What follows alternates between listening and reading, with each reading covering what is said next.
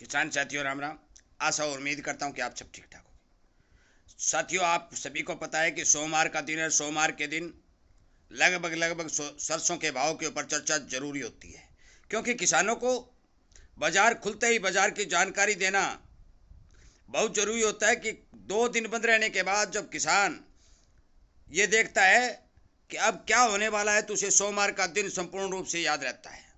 इसीलिए आज मैं सोमवार की जो सरसों की अपडेट है वो आप तक वीडियो के माध्यम से पहुंचाने जा रहा हूं। मैं आपको बता देना चाहता हूं कि तमाम सरसों के फंडामेंटल की, भाव की, डिमांड की जानकारियां मैं यूट्यूब के ऊपर वीडियो बना करके जो जागरूकता अभियान के तौर पर चलाए जा रहे हैं आप तक पहुंचा चुका हूं। पिछले हफ्ते जो भी गड़बड़ हुई, जो भी घटबड़ हुई, वीडियो के माध्यम से आप तक फौरन पहुंचाई गई। फिर भी बहुत से किसानों के ये फोन आ रहे हैं कि आगे आने वाले समय में सरसों के अंदर क्या होने जा रहा है।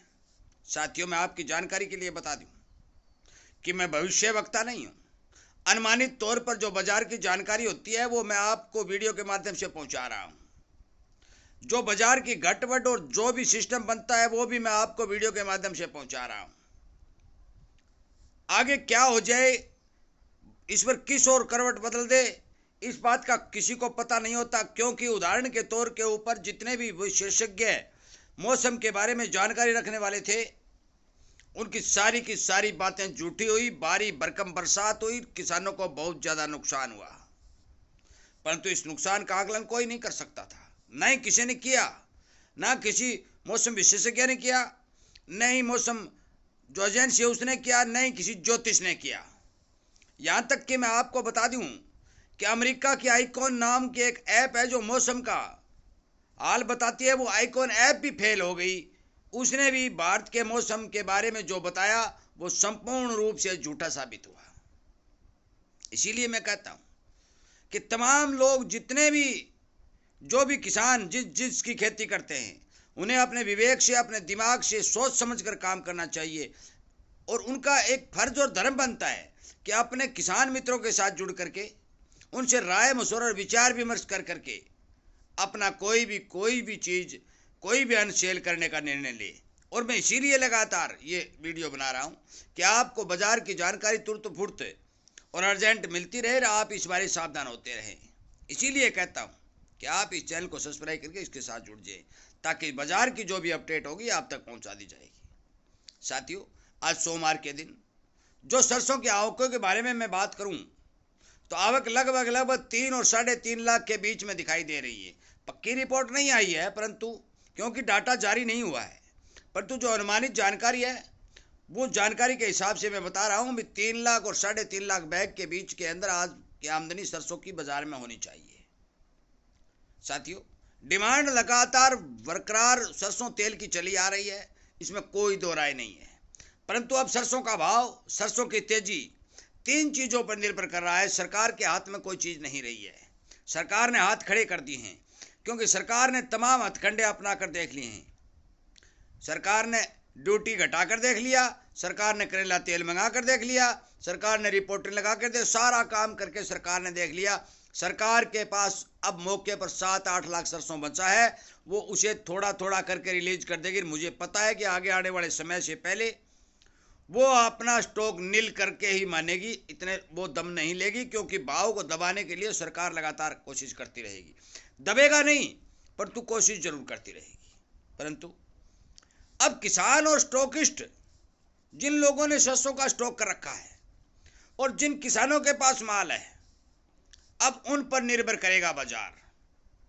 वो अपना माल किस समय निकालते हैं, कितना बाजार में सेल करते हैं। यदि धड़ल्ले से बाजार में माल मिलता है तो इस माल के अंदर थोड़ी थोड़ी मिलावट करके वो जितने भी कारोबारी हैं वो बाजार को लंबा खींचने की कोशिश करेंगे, उसको मार्च तक पहुंचाने की कोशिश करेंगे। और यदि किसान और स्टॉकिस्ट दोनों ही हाथ टाइट कर लेते हैं, माल की आपूर्ति बाधित हो जाती है, तो फिर सरसों के भाव में कल ही उछाल देखने को मिल सकता है। ये दोनों बातें बाजार से निकल के आ रही है, मैं स्पष्ट तौर पर बता देना चाहता हूं। क्योंकि जब तक 4 लाख बैग की आमदनी थी और आज 3 और 3.5 लाख बैग की आमदनी है, इस आमदनी से बाजार की पूर्ति नहीं हो रही है। परंतु जो आमदनियां सीजनली आई और उन आमदनियों का स्टॉक बढ़ा, उनकी पिड़ाई हुई, तेल का स्टॉक भारत में बना, वो स्टॉक लगातार स्टॉकिस्ट काट रहे हैं। वो स्टॉकिस्ट भी काट रहे हैं, उससे तेल की पूर्ति हो रही है, और साथ में जो किसानों का, स्टॉकिस्टों का माल मिल वालों को मिल रहा है, उससे लगातार पूर्ति हो रही है। साथियों, ये स्टॉकिस्ट कितने दिन तक अपना माल काटते रहेंगे, कितने दिन तक माल की सप्लाई बाजार के अंदर चलेगी, ये अनुमानित तौर पर जो जानकार बता रहे हैं कि इसी तरह की आमदनी यदि चली तो मान के चलो कि दिसंबर तक सरसों शॉर्टेज आइटम बनने की संभावना दिखाई दे रही है। परंतु यदि इसके अंदर कोई मिलावटखोर घुस गया और बड़ा प्रगतिशील आदमी हो गया और बड़ा आदमी है जिसका सरकार में हाथ है, साथियों, इस भारत में कुछ भी हो सकता है। वो इसके भाव को रोक सकता है परंतु मंदी नहीं ला सकता। ये बात आप नोट कर लो, क्योंकि जो फंडामेंटल निकल के आए, आज भी जो सुनेरियो निकल के आया है, हर जगह से 10 रुपए सरसों के भाव में तेजी देखने को मिल रही है। हालांकि सरसों खड़ी की डिमांड थोड़ी घटी है और वो 200-250 रुपए डाउन है। आज सोमवार के दिन 200-250 रुपए की सरसों खड़ी में मंदी है, परंतु सरसों सीड के भाव 10-20 रुपए ऊपर बोले जा रहे हैं। मैं आपको बता दूं, सलोनी जो 8200 रुपए के भाव बने थे और धड़ल्ले से पिछले दिनों लगभग 400-500 रुपए सरसों टूट गई थी, उस टूटेत को रिकवर करते हुए सरसों 300 रुपए बढ़कर केवल अपने पुराने लक्ष्य से जो इस साल बनाया है, केवल 150 रुपए पीछे रही है। और ये अनुमानित तौर पर जानकारी निकल के आ रही है कि जल्दी, भाई बेचना रखना आपका काम है।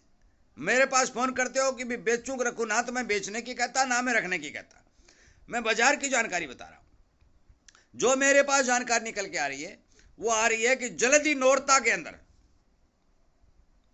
सरसों अपना पुराना लक्ष्य जो 8200 रुपए बना था, वो लक्ष्य हासिल करने जा रही है। परंतु एक बात और बता दूं, मैंने जो पुरानी वीडियो में एक बात बोली थी, बहुत पुरानी बोली थी, जो 6 महीने पहले हो चुकी है।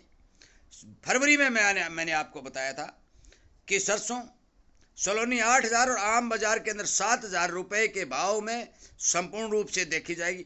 वो साथियों ऑलरेडी चल रही है।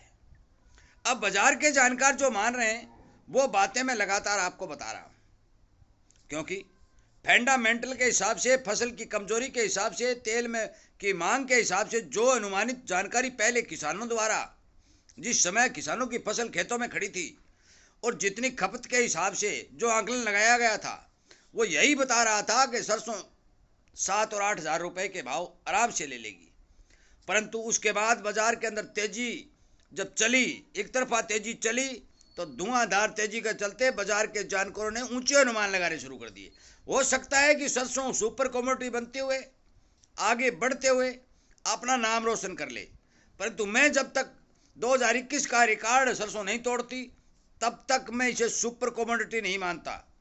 परंतु मेरा मन भी कहता है, बाजार के जानकारों का मन भी कहता है कि सरसों के अंदर कतई कोई मंदे की संभावना नहीं है। आगे आने वाला समय क्या कर दे वो मैं आपको बता चुका हूं, पता नहीं किस करवट उठ बैठ जाए। इसलिए संपूर्ण जानकारी बाजार की हासिल करके अपना माल सेल करें, समझदारी से आगे बढ़े। किसी प्रकार से नुकसान से बचने के लिए अच्छे लोगों के साथ, बाजार के जानकारों के साथ जुड़ करके राय विचार विमर्श कर करके अपना माल सेल करें, ताकि 2 पैसे का फायदा उसके। चैनल के साथ जुड़ने के लिए, अनेक किसानों तक इन बातों को शेयर करने के लिए मैं आपका धन्यवाद करता हूं। और मैं आपसे वादा करता हूं कि जो भी जानकारी बाजार की मेरे पास आएगी, चाहे वो किसी की जिन्स की बात हो, सरसों की अकेले की नहीं है, कोई भी जिन्स की जानकारी यदि मेरे पास आएगी, एक धान को छोड़ करके सभी जिन्सों की जानकारी आप तक वीडियो के माध्यम से तत्काल और फौरन पहुंचा दी जाएगी, ताकि आपको जागरूक किया जा सके, आपको सावधान और सचेत किया जा सके। इन्हीं बातों के साथ वीडियो को विराम देता हूं। उम्मीद करता हूं कि आप जरूर इन बातों की पर विचार करेंगे और विचार करके आगे बढ़ेंगे। जय हिंद।